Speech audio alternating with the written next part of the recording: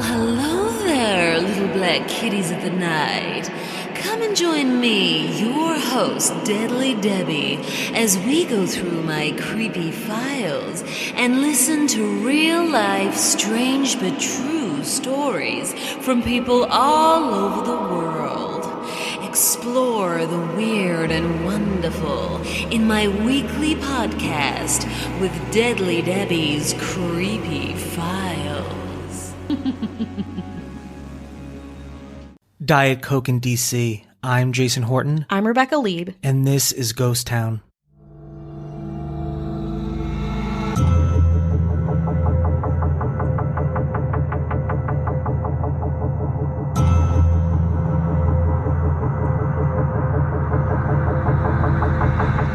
Never heard of what we're about to discuss today, and it is puzzling, it's jarring, it is upsetting after everything that we've been through.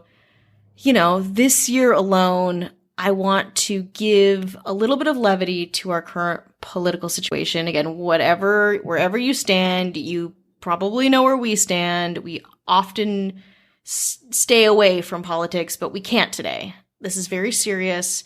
Today we talk about Trump's Diet Coke button.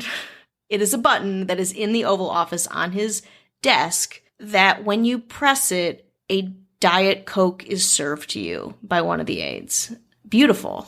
What you can do as a president is truly astounding to me. On the Thursday morning after Biden's inauguration, the Oval Office was getting a makeover. A bust of Fred Trump became a statue of labor organizer Cesar Chavez. A portrait of Andrew Jackson, was taken down in favor of a painting of Benjamin Franklin. So again, Biden moving in, Trump moving out. Another stranger change was noted. British journalist Tom Newton-Dunn shared side-by-side pictures of Biden and former President Donald Trump sitting behind their desks. And there was, again, one thing that was different about the two pictures. Quote, "When journalist Tom Shipman and I interviewed Donald Trump in 2019, we became fascinated by what was the little red button," he tweeted. "Eventually, Trump pressed it, and a butler swiftly brought in a Diet Coke on a silver platter. That button is gone now." Trump had a button dedicated solely to summoning a Diet Coke on his Oval Office desk. Of course, this is maybe not surprising to you. In 2019, Trump served a buffet of McDonald's Filet-O-Fish and Domino's Pizza to the Clemson Tigers, the year's national college football champions. He was a man of the unexpected, I guess say politely. That's about as polite as I'll get. But this button was really a way that he used to kind of micro mess with people. Lots of journalists who went in and out of the office thought the button was some kind of nuclear detonator. Trump would often reply, "Everyone does get a little nervous when I press the button." He loved, obviously, to make people nervous with his Diet Coke button. Out of nowhere, he suddenly would just press a button, which if there's a big red button on a desk of the president, who wouldn't get nervous? Author Chris Sims wrote in his book, Team of Vipers, quote, "Not sure what to do, guests would look at one another with raised eyebrows. Moments later, a steward would enter the room carrying a glass filled with Diet Coke on a silver platter, and Trump would burst out laughing." So think about yourself as a journalist going in this incredible opportunity to ask the president questions or get some insight into what was happening in Washington, and the president just wants to fuck with you. It's very unnerving, even knowing perhaps what Trump is capable of. He rarely used it unless visitors were there, preferring just to yell at valets for Diet Coke. So that's his normal MO.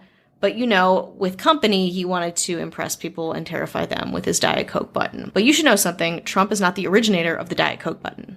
Let's take a short break. We're back talking about Diet Coke buttons, as you might be, on a Friday. So the button itself and the wooden box that it is inside of are rumored to have been installed by Lyndon B. Johnson so he could be warned when the First Lady was on her way to see him. It's kind of a multi-purpose button, I guess. Some presidents have used it as a kind of general call an aid button if they needed something, again, warning that somebody's on their way. The button has just many uses. Richard Branson wrote that the Barack Obama administration had many buttons in the Oval Office, plural. One on his desk. "As we stood up to leave, I noticed the red buttons on his desk. Obama saw me looking at them," he wrote. "He said, They used to be there for emergencies, but now I use them for ordering tea for my guests. So again, it's not totally unfounded that Trump would use this button for Diet Coke if Obama used it for tea. I'm going to have to give Trump this one. Sorry. Yeah. Someone decided to cut in and say, tea, Mr. President? I know. No thanks. Hot take. Whoa. That's very divisive. Very divisive. But President Biden took it out. He removed the button shortly after inauguration. In fact, he's supposed to prefer Coke Zero to Diet Coke. Think about that for a minute.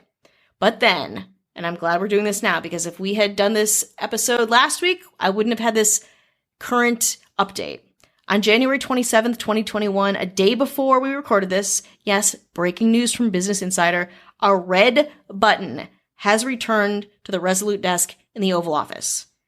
Biden installed another button in the office as well, next to the chair by the fireplace. 2 new buttons, people, in the Oval Office.